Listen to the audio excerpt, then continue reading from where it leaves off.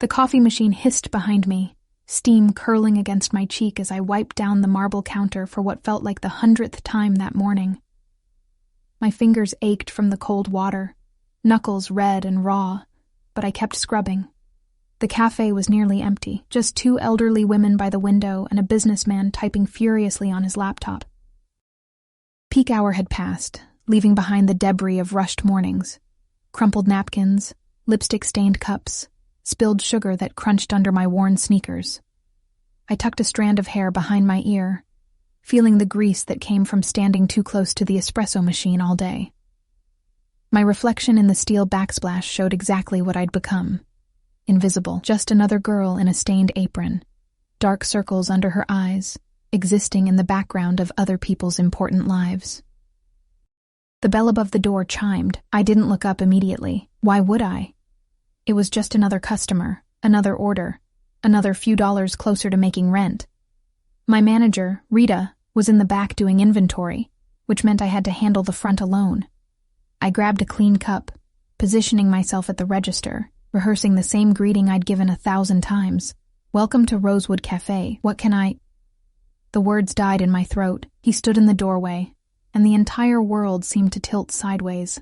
7 years collapsed into nothing. 7 years of trying to forget, of building walls, of convincing myself that first love was just a foolish memory best left buried. Dante. My breath caught somewhere between my lungs and my lips. He looked different. Sharper, harder, like someone had taken the boy I'd known and carved away everything soft until only edges remained. His dark hair was shorter now, styled with precision rather than the messy curls I used to run my fingers through. The leather jacket he wore probably cost more than 3 months of my rent. But his eyes... God, his eyes were exactly the same. Deep brown, almost black, with that intensity that used to make me feel like I was the only person in the universe. Those eyes found mine across the cafe, and I watched something flicker in them, recognition, then something else I couldn't name. My hands trembled against the counter. The cup I'd been holding slipped from my fingers, clattering against the tile floor, but miraculously not breaking. The sound echoed through the quiet space, and heat flooded my cheeks. Sorry, I bent down quickly to retrieve it, grateful for the excuse to hide my face, to catch my breath, to remember how to be a functional human being. When I straightened, he was closer. Much closer. He'd crossed half the cafe in the seconds I'd been crouched behind the counter, moving with a predatory grace that sent warning signals firing through my nervous system. He wasn't alone. 2 men flanked him at a respectful distance, both wearing dark suits that screamed money and menace. One of them had a scar running down his jaw. The other kept his hand near his waistband in a way that made my stomach clench. But I couldn't focus on them. All I could see was Dante, standing 3 feet away, studying me with an expression I couldn't decipher. Mia. My name and his voice after all these years felt like a physical touch. Deep, rough, with an edge of something dangerous underneath. I thought it was you. The coffee machine hissed again, filling the silence I couldn't break. My mouth had gone completely dry. Up close, I could see more changes. A thin scar along his left cheekbone, the expensive watch on his wrist, the way he carried himself with absolute certainty. This wasn't the struggling artist who used to paint me in his tiny apartment. This was someone who owned rooms just by walking into them. Dante. His name felt strange on my tongue, like speaking a language I'd forgotten. What are you doing here? A ghost of a smile touched his lips, but it didn't reach his eyes. Getting coffee. What are you doing here? The question landed like an accusation, and I felt myself shrinking, hyper-aware of my stained apron, my chipped nail polish, the smell of old coffee grounds that probably clung to my clothes. I work here. Something dark passed across his face. His gaze swept over me, the uniform, my tired eyes, my raw hands still clutching the counter like it was the only thing keeping me upright. When his eyes met mine again, there was anger there. Not at me, but simmering just beneath the surface, directed at something I couldn't see. Alone? The single word carried weight I didn't understand. My manager's in the back, I said, confused by the question. What? I meant in life. He stepped closer, and I caught his scent. Expensive cologne mixed with something darker. Leather and smoke and danger. "Are you alone, Mia?" The question felt loaded, like answering wrong might trigger something irreversible. My heart hammered against my ribs. This close, I could see the way his jaw clenched, the tension in his shoulders beneath that pristine jacket. One of his men shifted near the door, and I noticed him checking the street outside through the window. "I don't understand what you're asking," I whispered. Dante's hand rose, and I flinched before I could stop myself. The movement was minute, barely noticeable, but his eyes darkened at my reaction. His hand continued its path slowly, deliberately, until his fingers brushed a strand of hair away from my face. The touch was gentle, reverent even, but I felt trapped by it, pinned in place by the weight of his attention. "You're shaking," he observed quietly. "You're scaring me." The honesty escaped before I could censor it. His hand dropped immediately, and he took a measured step back, though his eyes never left my face. "I never wanted to scare you, Angel." The old nickname hit me like a punch to the gut. "I just need to know. Is there someone? A husband? Boyfriend? Why does it matter?" I tried to sound defiant, but my voice came out small. "It matters." The words were soft, but absolute. Final. Behind him, one of his men murmured something in Italian. Dante responded without looking away from me, his tone sharp and dismissive. The man fell silent immediately, and I realized with growing unease that these weren't friends or business associates. They were subordinates, people who feared him. What had happened to the boy who used to recite poetry while we watched sunrises from his fire escape? "There's no one," I heard myself say, though every instinct screamed that I should lie, should invent a fictional boyfriend, should build any barrier between myself and whatever this had become. But Dante, what? The door chimed again, and a group of college students tumbled in, laughing and loud. The spell broke. Dante glanced at them with barely concealed irritation, and one of his men immediately moved to intercept them, positioning himself to block their view of us. "You still drink your coffee black?" I asked stupidly, desperately trying to regain some normalcy, to pretend this was just a chance encounter between old friends and not something that felt increasingly like a trap closing around me. "I remember how you take yours," he said instead of answering. "2 sugars, extra cream, cinnamon on top. You used to say it tasted like Christmas morning." The fact that he remembered such a small detail after 7 years made my chest ache. "You have a good memory. For some things." His gaze intensified. "For you, I remember everything." The words should have been romantic. Instead, they felt like a promise, or a threat. Rita's voice called from the back, asking if I needed help. I broke eye contact with Dante long enough to assure her I was fine, and when I looked back, he was pulling out a wallet, thick black leather, the kind that probably held more cash than I made in a month. "I'll take an espresso, and whatever you want." "I'm working," I protested weakly. "Take a break." It wasn't a suggestion. "I can't just... Please." The single word stopped me cold. There was something raw in it, something vulnerable beneath all that controlled power. 5 minutes, Mia. That's all I'm asking." But even as I nodded, even as I made his espresso with shaking hands and poured myself the coffee I couldn't afford on my wages, I knew it was a lie. Men like what Dante had become didn't ask for 5 minutes. They took everything.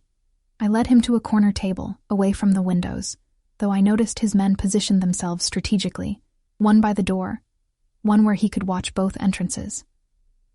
The college students had been quietly ushered to the opposite side of the cafe, though I hadn't seen it happen.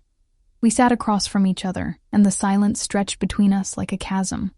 I wrapped my hands around my cup, grateful for the warmth, for something to do with my trembling fingers. "You disappeared," I finally said, the accusation I'd held for 7 years spilling out. "No call, no letter. Nothing. I went to your apartment and someone else was living there. I thought you were dead." Pain flashed across his face, genuine and deep. "I had to leave. It wasn't safe." He stopped himself, jaw clenching. "Things happened that I can't explain. Not yet, but I looked for you, Mia. I never stopped looking. I've been here the whole time." Bitterness crept into my voice. Same city, same neighborhood practically. I wasn't hiding. You moved. His response was immediate, precise. 3 months after I left, you moved from Riverside to Oakmont.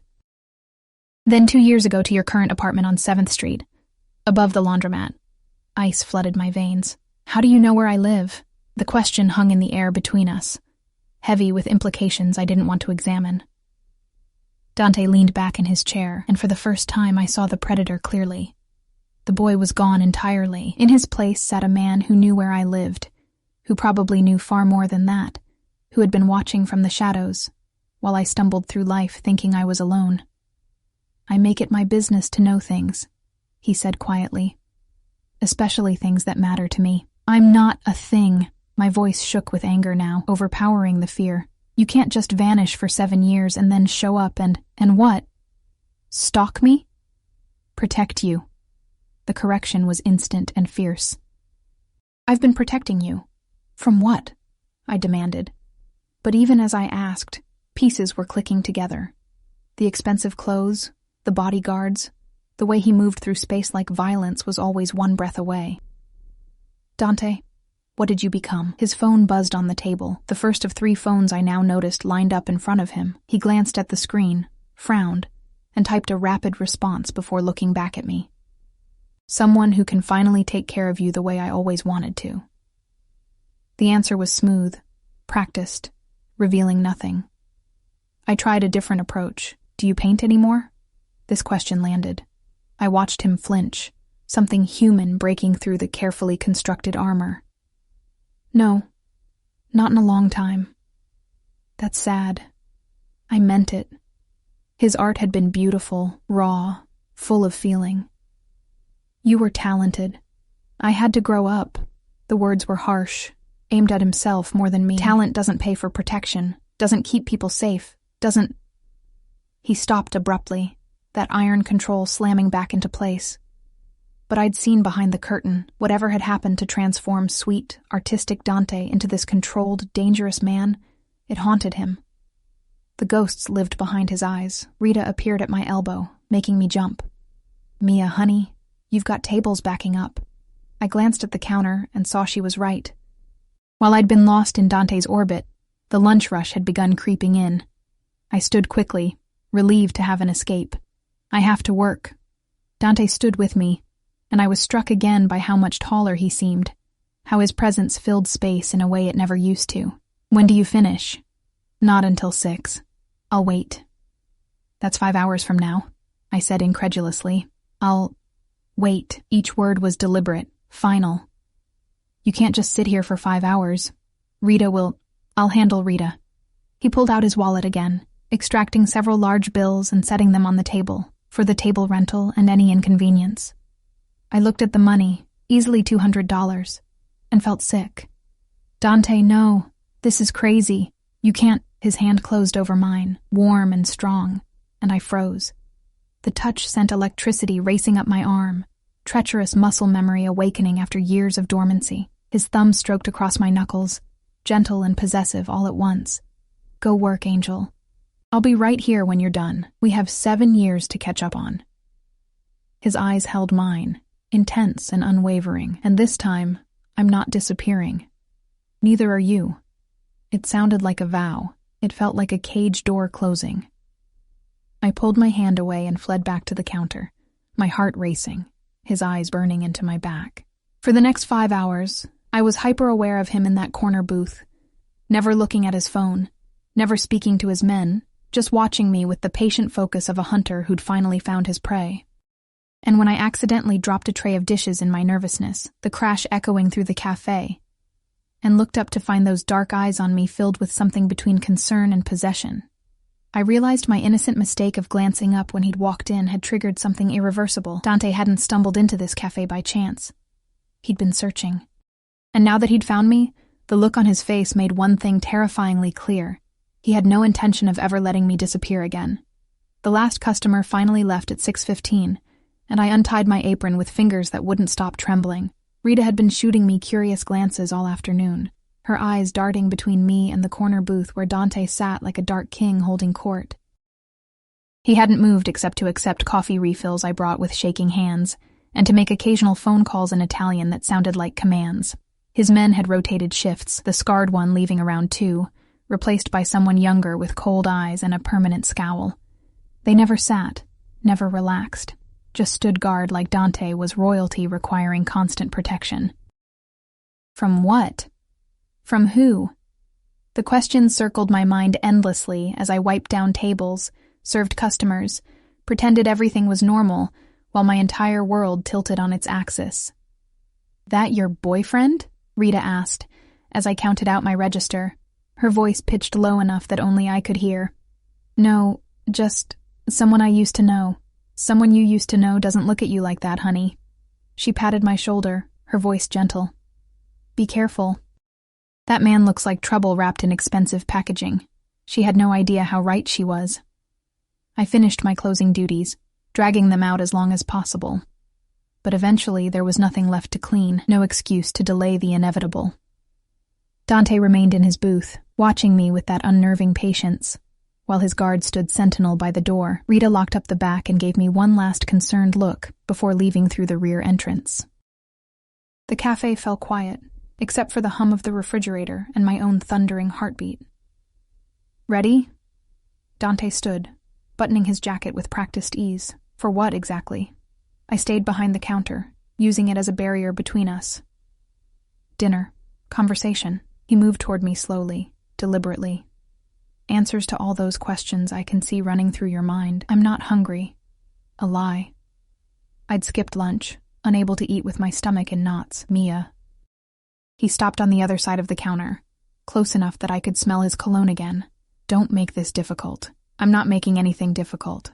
I'm just saying no." I forced steel into my voice. "You can't just show up after 7 years and expect me to drop everything because you want dinner." Something dangerous flashed in his eyes. "Can't?" The single word carried enough threat to make me step back involuntarily. His guard moved closer to the counter, hand shifting toward his waistband, and I realized with cold clarity that these men would do whatever Dante ordered. Whatever he wanted, he got. But then Dante held up a hand, stopping his guard mid-motion. He took a breath, and when he spoke again, his voice had softened. "You're right. I'm sorry." The apology sounded rusty, like he wasn't used to giving them. I'm not good at asking anymore. I'm used to telling." "I noticed," I said quietly. "Have dinner with me, please." He tried again, and I could see the effort it took him to make it a request rather than a command. "One meal, Mia. If you want to walk away after that, I won't stop you." Another lie. I could see it in his eyes, in the set of his shoulders, in the possessive way he looked at me like I was something precious he'd lost and found again. Men like Dante, whatever he'd become, didn't let go of things they wanted. But I also saw something else. Beneath the danger, beneath the control, there was a desperation I recognized. The same desperation I'd felt 7 years ago when I'd searched every hospital, every morgue, every corner of this city trying to find him. "One meal," I agreed, and watched relief flood his features. "But somewhere public, and you answer my questions honestly." "Deal." He extended his hand across the counter. I looked at it, remembering how that hand used to hold mine while we walked through parks, how his fingers used to trace my face while he memorized me for his paintings. Now it was adorned with an expensive watch and a ring I didn't recognize, thick gold with some kind of crest. I shook his hand quickly, trying to ignore the way my skin burned at the contact, trying to forget how perfectly my hand had always fit in his. His fingers tightened briefly before releasing me. "My car is outside. I can meet you somewhere," I countered. Mia. Patient, but firm. "It's not safe for you to travel alone at night." "I do it every night. I'm fine." "You won't anymore." The statement was absolute, leaving no room for argument. "Not now that I've found you."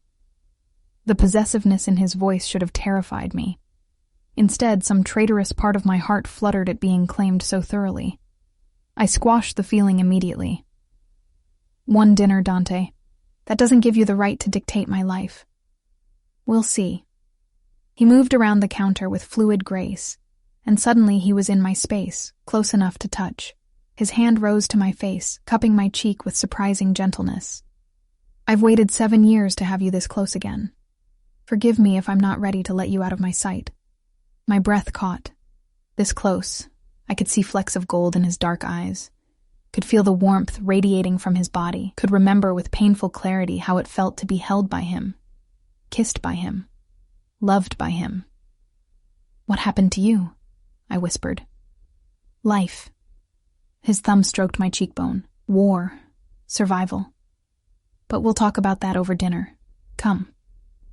He took my hand, lacing our fingers together like it was the most natural thing in the world, and led me toward the door. His guard opened it, scanning the street before nodding. Another man I hadn't noticed before stood beside a black SUV with tinted windows, parked directly in front of the cafe despite the no parking zone. The vehicle was massive, intimidating, obviously armored based on how heavy the door looked when the guard opened it. The interior was all black leather and dark wood, with enough space to seat 6 comfortably. This is your car? I stared at it, then at him. One of them.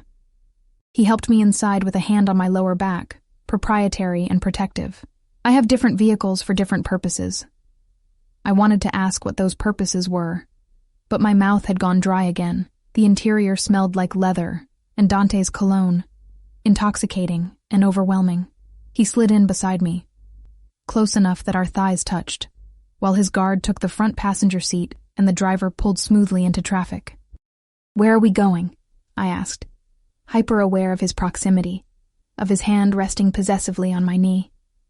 Sorella.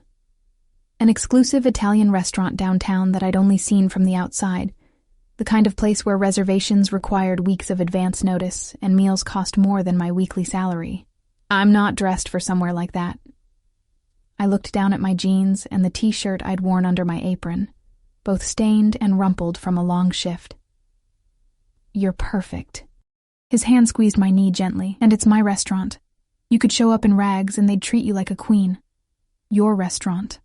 The words echoed in my mind. You own Sorella? Among other establishments. Vague. Evasive. What else do you own, Dante? His jaw tightened. This conversation is better had somewhere private. The car seems pretty private. Not private enough. His eyes flicked to the driver, then back to me. Trust me, Angel. Some things need to be said face to face, without witnesses. The endearment kept slipping out, natural as breathing, and each time it hit me like a physical blow. He'd called me Angel because he said I'd saved him from a darkness I never fully understood. Back then, I'd thought he meant depression, the struggle of being a starving artist. Now I wondered what demons had really been chasing him. We drove through the city as dusk settled over the buildings, painting everything in shades of gold and shadow. Dante's hand never left my knee, his touch burning through the denim, claiming me with casual possessiveness. I should have moved away. Instead, I sat frozen, caught between fear and something far more dangerous, hope. Hope that the boy I'd loved still existed somewhere inside this dangerous man. Hope that there was an explanation for his disappearance that would make the 7 years of grief make sense. Hope that I wasn't completely insane for sitting in this car, letting him touch me, following him into what was clearly a different world than the one I inhabited. You're thinking too loud, Dante murmured, his voice intimate in the enclosed space. You always said that.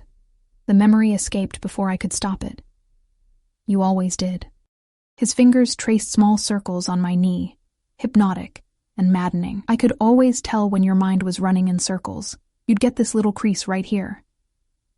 He reached up with his free hand, touching the space between my eyebrows. And you'd chew your bottom lip. I released my lip immediately, not having realized I was doing it. 7 years and you remember that? I remember everything about you, Mia.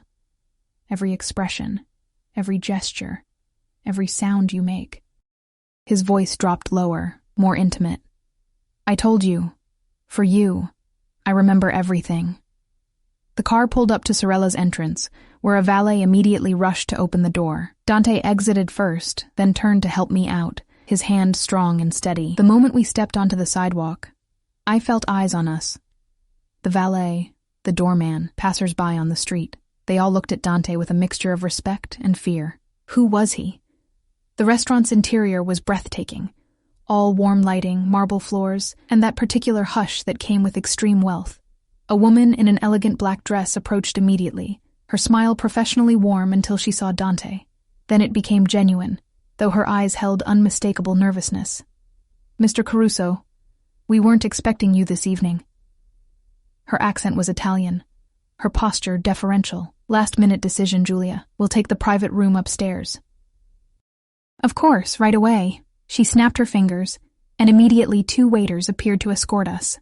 "Anything for you, Mr. Caruso." We were led up a curved staircase to the 2nd floor, down a hallway lined with original artwork, and into a room that took my breath away. Floor-to-ceiling windows overlook the city, a single table set for 2 in the center, candles already lit despite Dante's impromptu arrival. Fresh flowers, peonies my favorite, adorned the table. How did they know? I turned to him as the waiters retreated, closing the door behind them and leaving us alone. "I called ahead while you were closing the cafe." He pulled out my chair, waiting until I sat before taking his own seat across from me. "I remembered peonies were your favorite." Of course he did.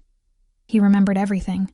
A waiter appeared with wine, expensive, Italian, poured without asking if we wanted it. Dante dismissed him with a subtle nod, and we were alone again, the silence stretching between us like a living thing. "Talk to me," I said finally. "No more evasions. What happened 7 years ago? Where did you go? And what are you now?" Dante took a slow sip of his wine, his eyes never leaving my face. When he set the glass down, his expression was carefully controlled, but I could see the war happening behind his eyes. What to reveal, what to hide, how much truth I could handle. 7 years ago my father died. The words were flat, emotionless.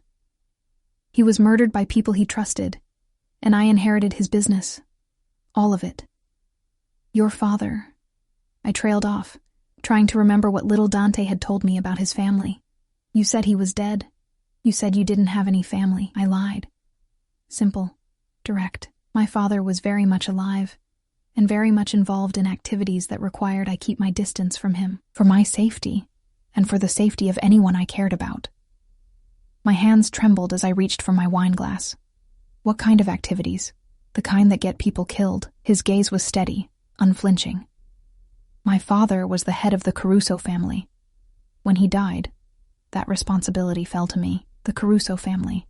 The name echoed in my mind, triggering half-remembered news reports, whispered conversations, urban legends about organized crime in the city. The Caruso family controlled the docks, owned half the politicians, moved through society like sharks through water. "You're in the Mafia," the words came out as a whisper. "I am the Mafia." The correction was gentle, but absolute. "In this city, nothing happens without my permission. I control the ports, the unions, the flow of goods, legal and otherwise. I have judges in my pocket, police on my payroll, and enough political influence to make or break elections. I should have stood up. Should have run. Should have called the police, though according to him they worked for him anyway. Instead, I sat frozen, staring at the man I'd once loved, trying to reconcile the artist who'd painted me in sunrise colors with the criminal who'd just confessed to running an empire built on violence and corruption. "Say something," Dante said quietly, and for the first time since he'd walked into the cafe, he looked uncertain. "I don't know what to say." My voice came out small, scared. "You're a criminal." "Yes." No denial, no justification. "You hurt people. When necessary." His jaw clenched. "I protect my family, my territory, my interests. Sometimes that requires violence. I won't lie to you about that. And you want me to just... what? Accept this? Have dinner and pretend you didn't just tell me you're a mobster? I want you to understand." He leaned forward, intensity radiating from him. "I left to protect you, Mia. When my father died, there was a war. 5 families fighting for control. All of them willing to use any weakness against me. If they'd known about you, if they'd discovered what you meant to me, they would have taken you. Hurt you. Used you to get to me. So you just disappeared? For 7 years?" Anger finally broke through my shock. "You couldn't send a letter? Make a phone call?" Every contact was a risk. Every connection was a potential weapon they could use. His hand reached across the table, but I pulled mine back. Pain flashed across his face. By the time I'd consolidated power, by the time it was safe, you'd moved, changed jobs. I spent 2 years tracking you down, Mia. 2 years of searching while you slipped through my fingers like smoke. I wasn't hiding. You weren't easy to find either. His voice held frustration, old and deep. You stopped using social media, paid for everything in cash, moved 3 times in 5 years. It was like you were a ghost, because I'd been trying to forget him, trying to erase every trace of the girl who'd loved Dante Caruso and lost him. I'd dismantled my digital life, my connections, everything that reminded me of who I used to be. I was trying to move on, I said quietly. Did you? The question was sharp, demanding. Did you move on, Mia? Did you find someone else? Fall in love? Build a life without me? That's not fair. Nothing about this is fair. He stood abruptly, moving around the table with predatory grace. Before I could react, he was crouching beside my chair, his hands gripping the armrests, caging me in. I've spent 7 years clawing my way to the top of a world I never wanted, building an empire on blood and fear, all so I could be strong enough to protect you, to find you, to keep you safe from the monsters I deal with every single day. His face was inches from mine, his breath warm against my skin, his eyes blazing with emotions I couldn't name. You want fair? His voice dropped to a whisper. Fair would have been dying in that alley with my father, taking a bullet meant for him. Fair would have been you finding someone kind and safe and normal, someone who could give you the life you deserve. But I'm not fair, Angel. I'm selfish and possessive, and I've committed sins that would make you sick if you knew the details. His hand rose to cup my face, and I was trapped between wanting to lean into the touch and wanting to run. But I'm also yours. I've always been yours. And now that I've found you again, now that I know you're alone and unprotected in this city full of people who would hurt you just to get to me, there's no force on earth that could make me walk away. You're scaring me again, I whispered. Good. His thumb traced my lower lip and I shivered. You should be scared, because I'm not the boy you knew, Mia. That boy died the same night my father did. What's left is something darker, something dangerous. But it's still yours if you'll have it. The confession hung between us, raw and honest, and terrifying in its intensity. This was a man confessing love like a disease, like a curse, like something he couldn't control even if he wanted to. And God help me. Some broken part of my heart responded to it. I don't know if I can do this, I admitted. Then don't decide tonight. He pressed his forehead against mine, his eyes closing briefly. Just stay. Have dinner with me. Let me prove I'm still worthy of your time, even if I'm no longer worthy of your love. A knock at the door interrupted us. Dante pulled back immediately, his expression shifting from vulnerable to controlled in a heartbeat. Enter. Waiters appeared with the first course, and Dante returned to his seat, the moment of raw honesty locked away behind his carefully constructed walls. But I'd seen behind them now. I'd glimpsed the boy I'd loved, still living somewhere inside the monster he'd become. And that glimpse terrified me more than anything else, because it meant I might not be strong enough to walk away. Dinner passed in a haze of exquisite food I barely tasted, and conversation that felt like dancing through a minefield. Dante asked about my life, careful questions about my jobs, my apartment, whether I was happy. I answered in fragments, hyper-aware that anything I revealed felt like handing him ammunition. But he already knew so much. The addresses, the job changes, probably more than he was admitting. The knowledge should have felt invasive, violating. Instead, it felt like being seen for the first time in 7 years. You're not eating, he observed, his fork pausing halfway to his mouth. I looked down at my plate, some kind of pasta and truffle sauce that probably cost more than my daily wages, and realized I'd only managed a few bites. I'm still processing. That I'm a criminal? No judgment in his voice, just curiosity. That you're here. That you're real. I set down my fork, meeting his eyes. For 7 years you were a ghost. A memory I'd started to think I'd imagined. And now you're sitting across from me telling me you run the city's underworld like it's a normal career path. A ghost of a smile touched his lips. It's not a career path I chose willingly. But you chose to stay. Did I? The smile faded. When you inherit an empire, Mia, walking away isn't an option. There are hundreds of people who depend on me. Families whose livelihoods come from businesses I control. And there are enemies who would see any weakness as an opportunity to take everything. So you're trapped. I said it gently, understanding dawning. We're all trapped by something. His gaze held mine. I'm trapped by duty and blood. You're trapped by whatever keeps you working yourself to exhaustion in a cafe, living in an apartment that barely qualifies as safe, struggling when you shouldn't have to struggle. Heat flushed my cheeks. I'm doing fine. You're surviving. That's not the same as living. He leaned back, wineglass in hand. When was the last time you bought yourself something frivolous? When did you last take a vacation? Sleep past dawn? Not everyone has Mafia money to throw around. I shot back, defensive. No, but you could. The words hung between us, weighted with implication. I laughed, but it came out bitter. What?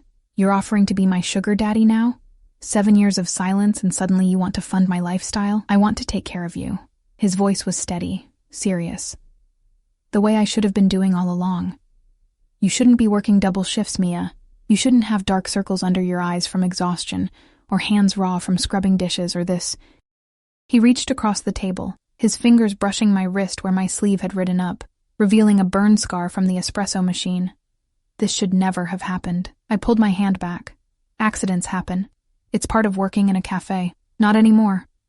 The finality in his tone made my stomach clench. Dante. I'm not asking, Angel. Soft words, iron underneath. Tomorrow you're done at that cafe. I'll handle Rita, compensate her for the short notice. You'll... Absolutely not. I stood abruptly, my chair scraping against the floor. You don't get to waltz back into my life and start making decisions for me. I need that job. I have rent, bills, a life that exists whether you approve of it or not. He stood too, moving around the table with that predatory grace. You need that job because you have no other options. I'm offering you options. No, you're offering me a cage. I backed up, but there was nowhere to go. A gilded one maybe, but still a cage. You want to pay my bills, control my choices, keep me tucked away somewhere safe while you do whatever violent things you do. Would that be so terrible? He kept advancing, and I kept retreating until my back hit the window. Being protected? Cared for? Having someone who thinks about your safety, your comfort, your happiness? At what cost? I demanded. My independence? My self-respect? Becoming some mobster's kept woman? Pain flashed across his face, quick and sharp. You're not just some woman. You're everything. The confession stole my breath. He was close now. Close enough that I could feel the heat radiating from him. Could see the rapid pulse at his throat that betrayed his controlled exterior. I don't know how to do this, I whispered. I don't know how to be near you without remembering everything we were, and I don't know how to look at you now and not see a stranger. Then let me show you. His hand rose slowly, giving me time to pull away. When I didn't, he cupped my face with heartbreaking gentleness. Let me prove that underneath the suits and the violence and the empire, I'm still the man who loved you, who loves you still. Love isn't control, Dante. No. His thumb traced my cheekbone, but sometimes protection looks like it. My world is dangerous, Mia. The people I deal with, the enemies I've made, they wouldn't hesitate to use you against me. They'd hurt you in ways that would destroy us both, just to prove they could. And maybe we shouldn't do this. The words hurt coming out, but I forced them anyway. Maybe the smart thing is to walk away, let you go back to your world and me to mine. His jaw clenched, and for a moment I saw something feral flash in his eyes. I can't do that. You mean you won't? Same thing. His other hand came up, framing my face between his palms. I've spent 7 years in hell, building power brick by bloody brick, all for this moment. For the chance to keep you safe, to give you everything you deserve. You think I can just walk away now? You think I have that kind of strength? You're the head of a crime family. You have all the strength in the world. Not when it comes to you. The admission was raw, vulnerable. Never when it comes to you. His forehead pressed against mine, and I could feel him trembling. This powerful, dangerous man shaking like a leaf because I'd suggested we part ways. The knowledge did something to me, cracked open something I'd kept carefully locked away. I'm scared, I confessed. I know. His breath was warm against my lips. I'm scared too. Terrified that you'll see too much of the monster and forget the man, but I'm more terrified of losing you again. You never had me. Not really. We were kids playing at forever. We were real. His voice dropped to barely a whisper. We were the realest thing in my life, Mia. Everything else, the family, the business, the violence, that's the game. You were the truth. I closed my eyes, trying to block out the intensity of his gaze, but it didn't help. I could still feel him, overwhelming and all-consuming, a gravitational force I'd been orbiting for 7 years even in his absence. 1 month, I heard myself say. His hands tightened on my face. What? Give me 1 month. Let me see who you are now, not who you were. Let me decide if I can live in your world. I opened my eyes, meeting his. But I keep my job, my apartment, my independence. You don't get to sweep in and rearrange my life. Not yet. That's not negotiable. His voice hardened. Your safety is my decision. I cut him off. Those are my terms, Dante. 1 month of getting to know each other again, on my conditions. Or we end this right now. I watched him war with himself, need battling against the instinct to control, to protect, to possess. Finally, he took a shaking breath. 2 weeks at the cafe. Then we discuss alternatives. He was compromising. Barely. And I assigned security to watch your apartment. No security. Mia. No, security. I pushed against his chest, creating space between us. I won't live under surveillance. Either you trust me to be safe, or this doesn't work. His jaw clenched so tight I heard his teeth grind. There are people who would kill you just to hurt me. Then don't tell them about me. I met his eyes steadily. You kept me secret for 7 years. Keep doing it. It's not that simple anymore. People saw us leave together. By tomorrow, everyone will know you exist. He ran a hand through his hair, frustration evident. I can't unring that bell, Angel. The endearment slipped out unconsciously, and I saw the moment he realized it.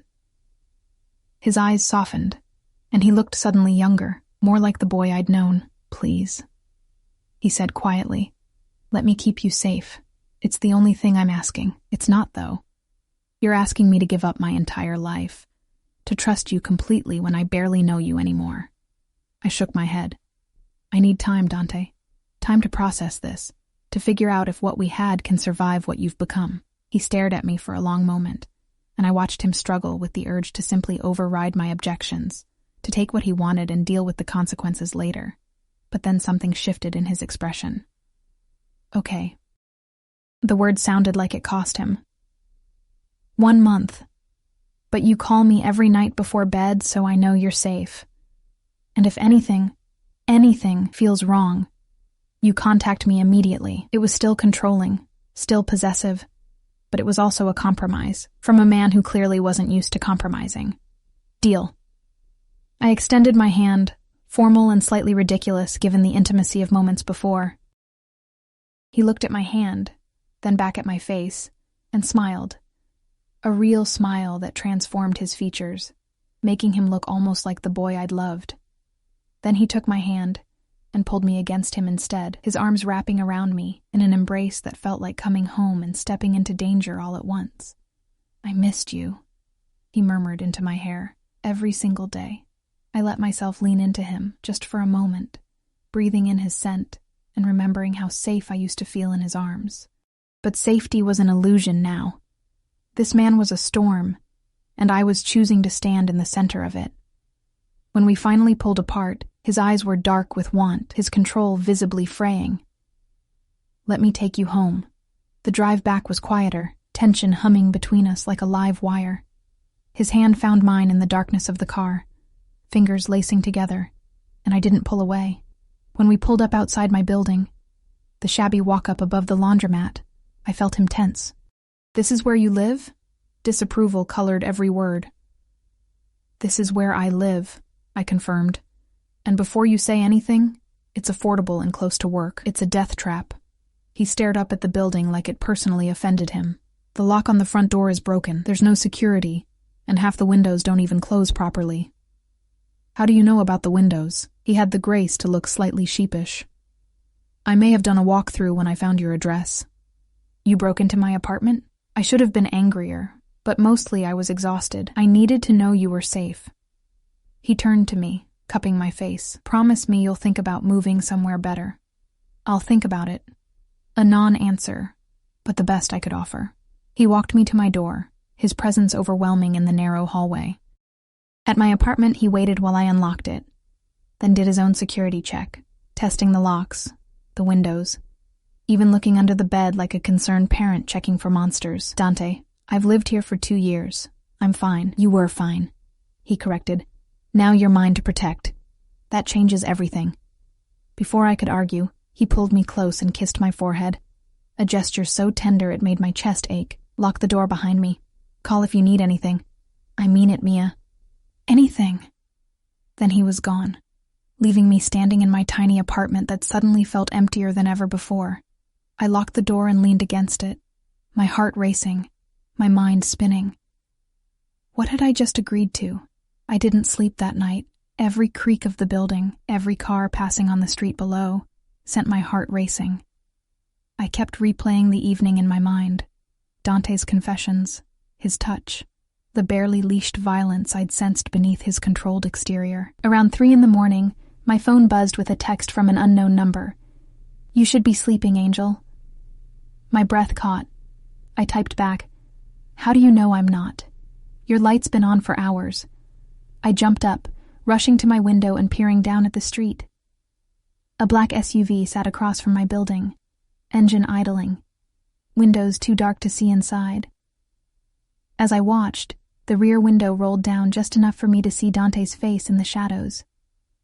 He'd been watching me all night. I should have felt violated. Instead, some traitorous part of me felt safer knowing he was there. I grabbed my phone again. "Go home." "I'm fine. I am home. Anywhere you are is home." The words made my chest tighten. I texted back, "That's creepy, not romantic. Can it be both?" Despite everything, I smiled. There, a flash of the boy I'd known, the one who used to leave terrible poetry on my windshield and think he was being smooth. "Good night, Dante. Dream of me, Mia." I closed my curtains and crawled into bed, and somehow, knowing he was outside keeping watch, I finally fell asleep. The next morning at work, Rita pulled me aside before the morning rush. "That man from yesterday called, made a very generous donation to my daughter's college fund in exchange for understanding if you needed some time off." Her eyes were sharp, concerned.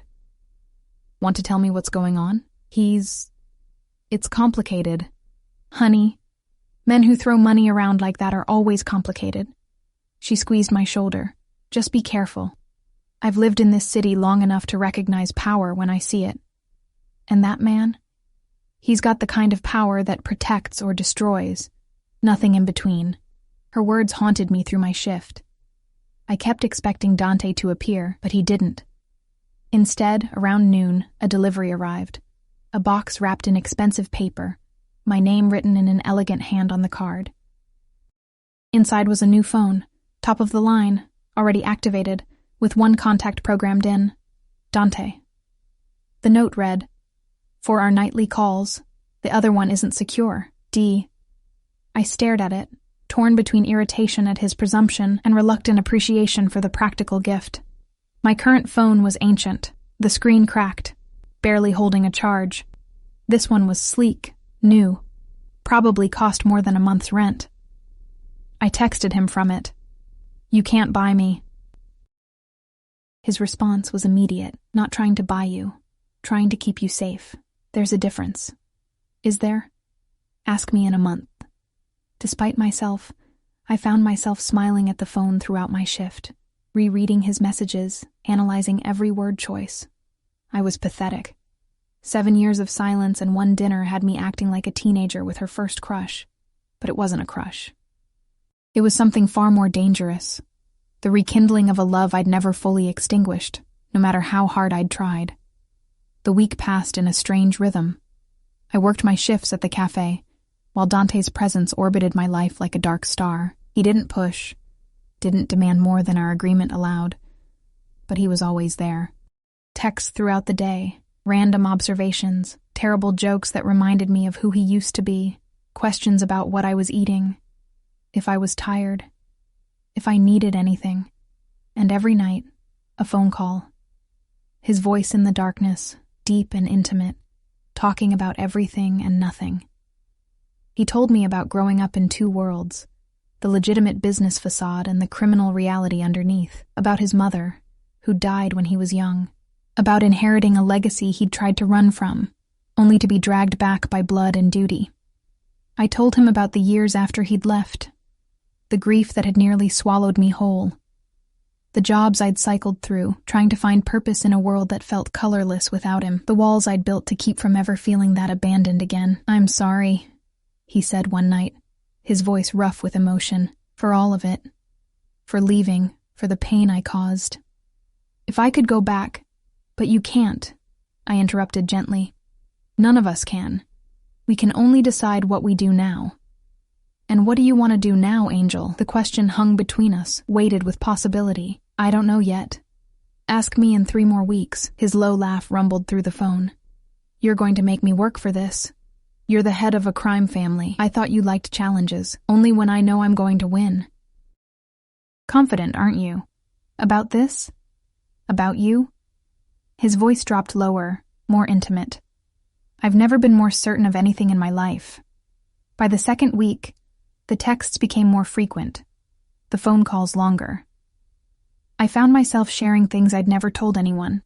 Small fears, secret dreams, the loneliness that had become so constant I'd stopped noticing it. And he listened, really listened, in a way that made me feel seen for the first time in years. But there were things he wouldn't discuss. When I asked about the specifics of his business, he deflected. When I pushed about the violence, the crimes, the reality of what he did, he changed the subject. It was like he was showing me carefully curated pieces of himself, while hiding the darkest parts. "You can't compartmentalize forever," I told him during one call. "If we're going to do this, I need to know all of you, not just the parts you think I can handle." Silence stretched between us. Then, "Some things, once you know them, you can't unknow. I'm trying to protect you from that burden. Maybe I don't want to be protected from reality. Maybe you should." His voice was tight, strained. "The things I've done, Mia, the orders I've given, the blood on my hands, that's not something I want you to carry. But you carry it. I have to. It's my inheritance, my responsibility. And if I choose to be part of your life, it becomes my responsibility too." I sat up in bed, staring at the ceiling. "You can't have it both ways, Dante.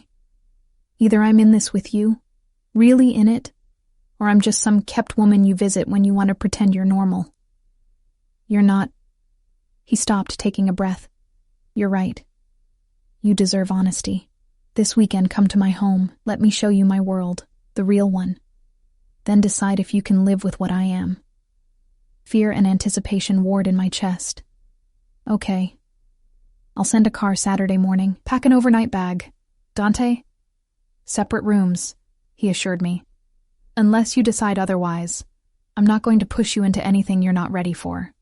Saturday morning arrived too quickly. I packed a small bag, my hands shaking, second-guessing everything. A black car arrived at 9, not the SUV, but a sleek sedan with a driver who introduced himself as Marco and treated me with careful respect. We drove for 40 minutes, leaving the city behind, winding through increasingly wealthy neighborhoods, until we reached a gated estate that looked like something from a movie. High walls, security cameras, guards at the gate who waved us through immediately. The house, mansion, really, was stunning. Modern architecture blended with old-world elegance, surrounded by manicured gardens and what looked like acres of private land.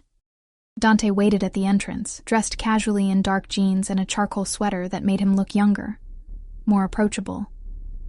But but his eyes held tension as he watched me take in my surroundings.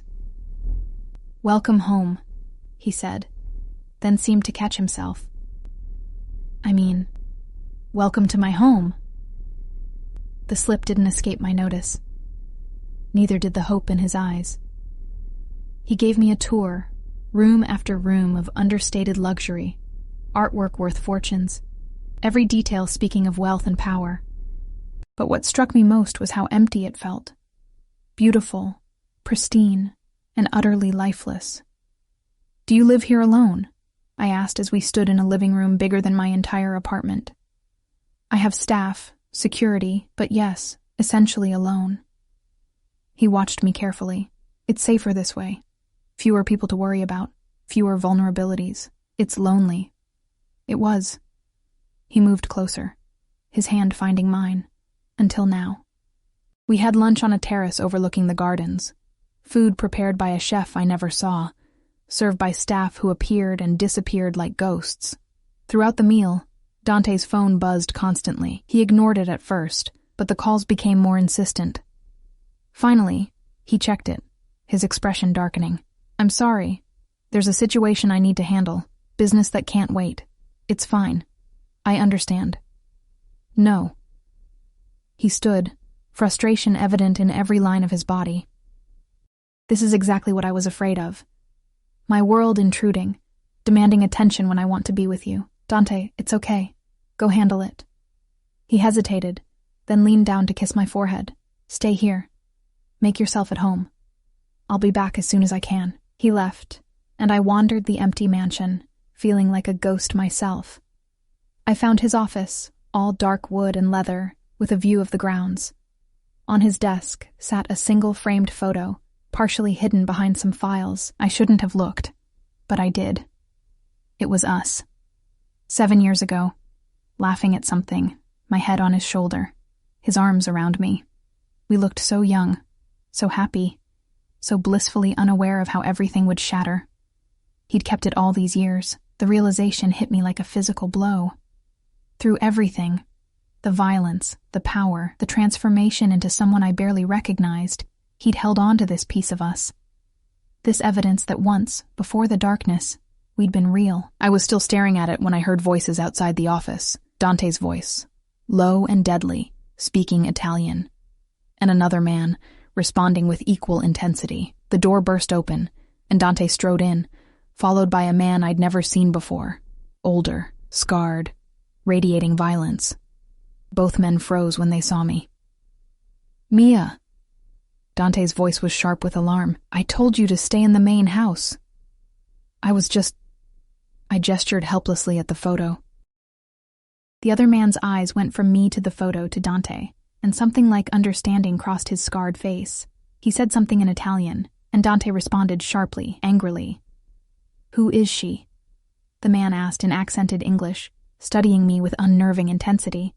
"None of your concern, Sal." Dante positioned himself between us, protective and possessive. "Everything about you is my concern, especially when you're making decisions with your heart instead of your head." Sal's gaze remained on me. "She's a weakness. Your enemies will see that. Then my enemies will learn what happens when they threaten what's mine." The promise in Dante's voice made my blood run cold. This was it. The reality I'd asked to see, the violence lurking beneath the expensive suits and gentle touches. And I wasn't sure I was ready for it after all.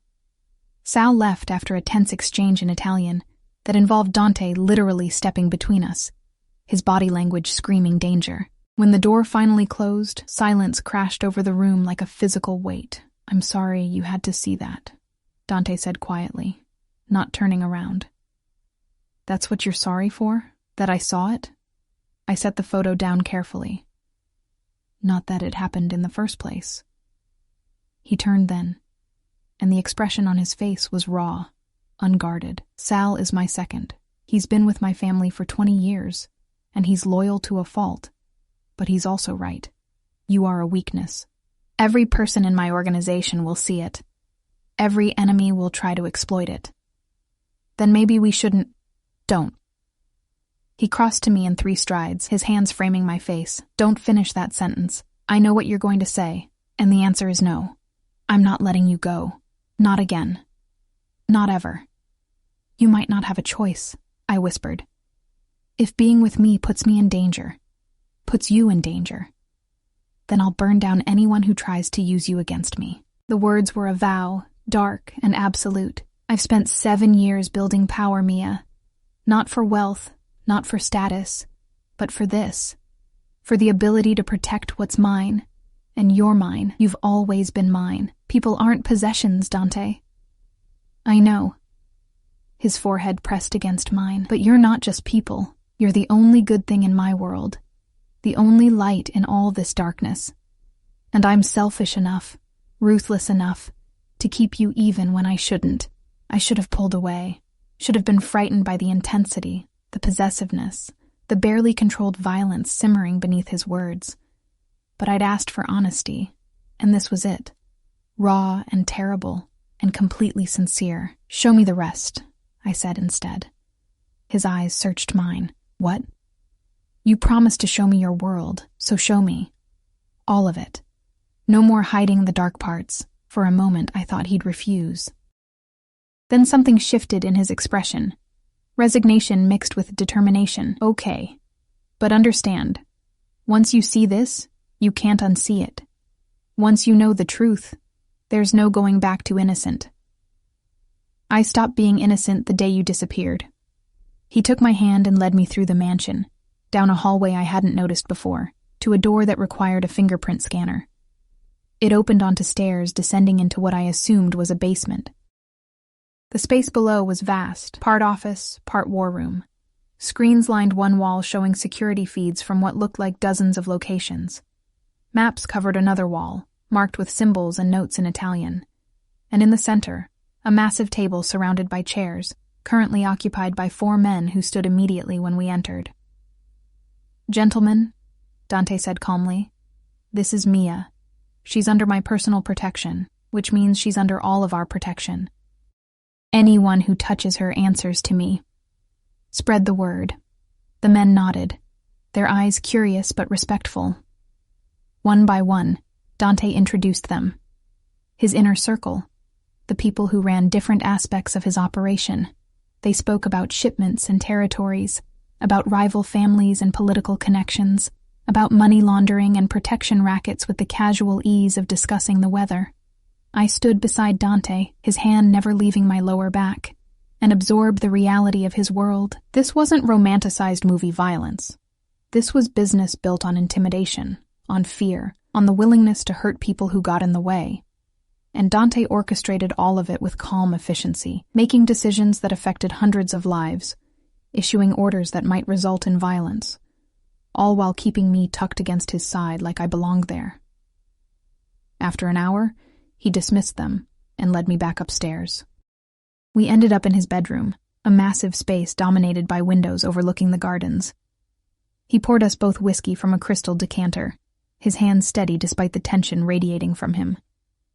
Questions? He asked, handing me a glass. 1,000,000. I took a sip, the burn grounding me. But I'll start with one. Do you kill people?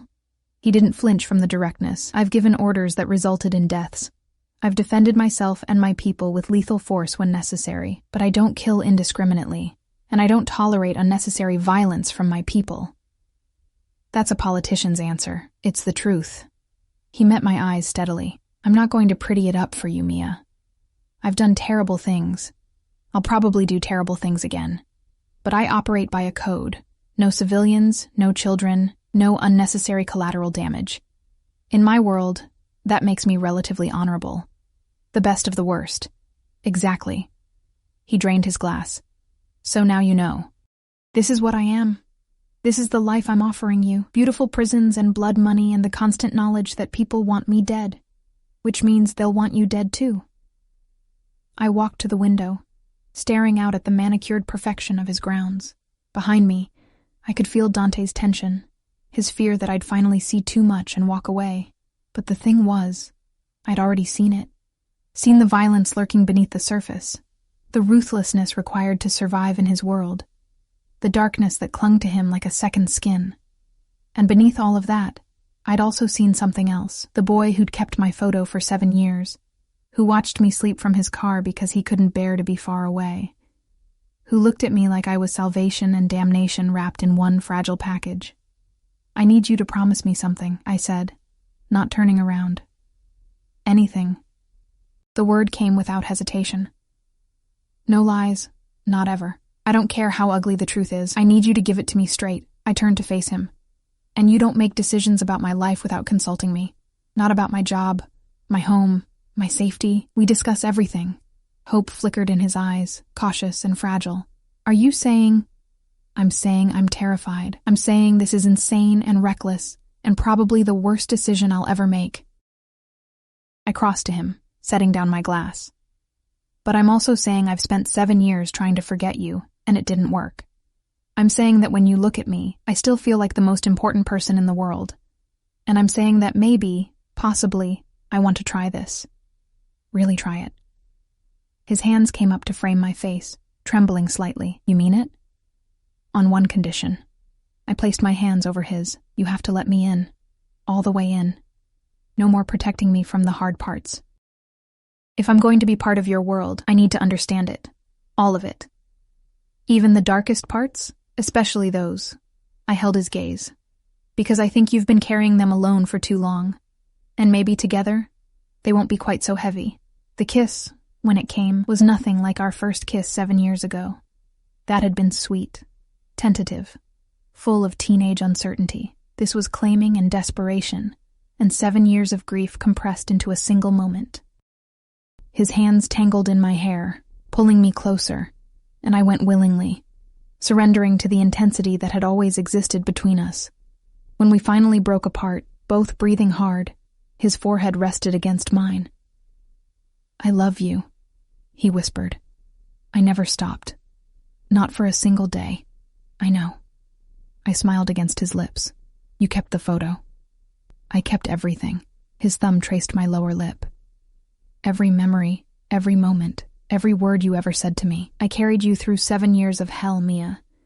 You were the only thing that kept me human. Then let me keep you human now." I pulled back enough to meet his eyes. "No more lone wolf routine. You have me now. Let me help carry the weight." Over the following weeks, Dante kept his promise. He showed me everything. The legitimate businesses that fronted his operations, the network of people who depended on him, the delicate balance of power that kept the city from descending into open warfare. I met his people, learned the hierarchy, began to understand the complex web of loyalty and fear that held his empire together. It wasn't easy. There were nights I cried from the stress, from the knowledge of what his world entailed. There were moments I questioned everything, wondered if love was worth the cost of living in constant awareness of danger. But there were also mornings waking up in his arms, safe and cherished. Evenings spent in quiet conversation, learning who he'd become while sharing who I was now. Moments of laughter that reminded us both we were still, underneath everything, just two people who'd found each other against impossible odds. 3 months after that first dinner, Dante asked me to move into the mansion. Not as a demand, but as a genuine question, respecting the autonomy I'd insisted on.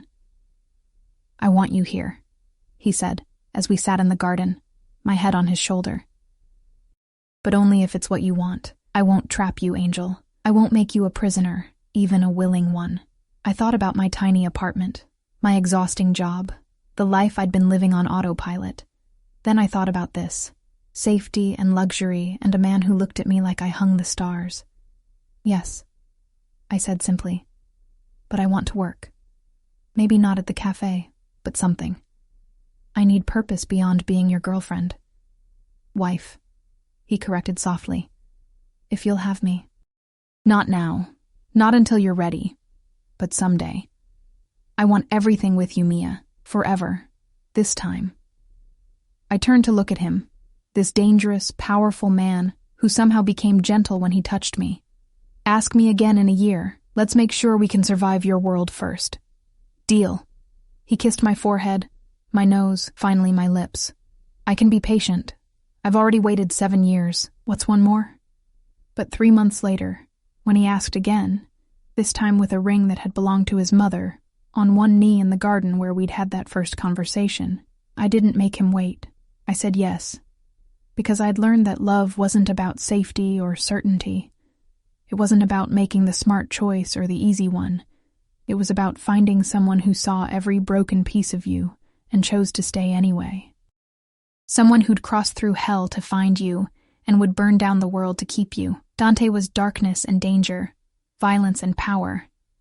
But he was also mine, and I was his. And somehow, impossibly, that was enough. The wedding was small, private, attended only by his most trusted people. I wore simple white and carried peonies.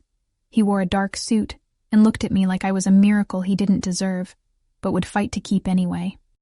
I promise to protect you, he said during our vows, his voice rough with emotion, to cherish you, to stand between you and every darkness in this world.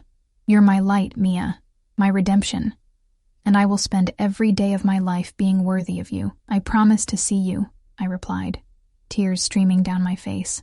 All of you, the light and the dark, the monster and the man. I promise to stand beside you, to share your burdens, to remind you that even in the darkest empire, love can still grow.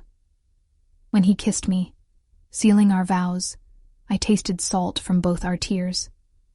Behind us, his people applauded. These dangerous men who'd probably killed without hesitation, showing genuine happiness for their boss, finding something good in all the darkness. That night, in the bedroom we now shared, Dante held me close, his fingers tracing lazy patterns on my skin. No regrets? He asked quietly. 1,000,000, I admitted, but none about this. About you. He laughed, the sound rumbling through his chest into mine. I don't deserve you. Probably not. I pressed a kiss to his jaw. But you're stuck with me anyway. For better or worse, remember? For better or worse. He agreed. Though with you, even the worst feels like better. Years later, when people asked how we met, we'd smile and say we were childhood sweethearts who found each other again.